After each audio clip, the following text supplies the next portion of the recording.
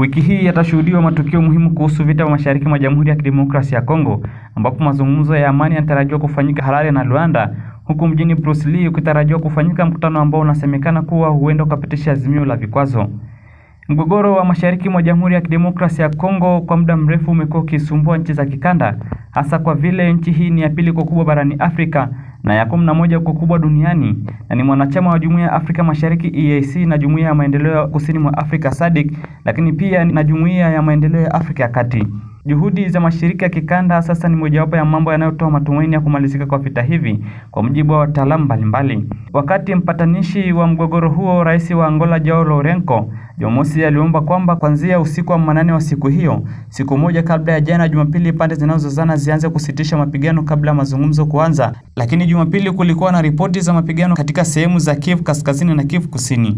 Mkutano wa mawaziri wa mambo ya nje ya Jumuiya ya Afrika Mashariki EAC na nchi ya wanachama wa SADC umepangwa kufanyika Jumatatu hii mjini Harare kujadili swala la DRC.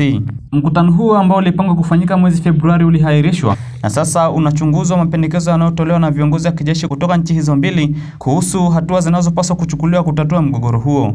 Wakuu wa kijeshi wa nchi kutoka makundi haya walikutana mjini Harare siku ya Jumapili, mkutano wao wa pili baada ya ule uliofanyika Nairobi nchini Kenya mwishoni mwa mwezi uliopita. Mkutano wao wa Jumapili ulilenga kuhakiki maazimio ya mikutano ya mawaziri wa EAC na SADC ambao ulifanyika Harare Jumatatu, kulingana na Secretariat ya SADC.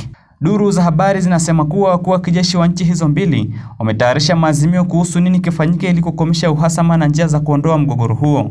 Maamuzi yaliyochukuliwa na wakuu hao wa kijeshi walioyapitia tena jana Jumapili yanatarajiwa kuchunguzwa na mawaziri wa mambo ya nje katika kikao chao cha Jumatatu, kabla pia kuwasilisha mapendekezo yao ambayo yalipitishwa na wakuu wa nchi kabla kutekelezwa. Majadiliano ya mjini Harare yataashiria kile kinachojadiliwa katika tukio kubwa linalopangwa mjini Luanda. Hii ni Bugabo News na mimi ni Ngaitolo Moses.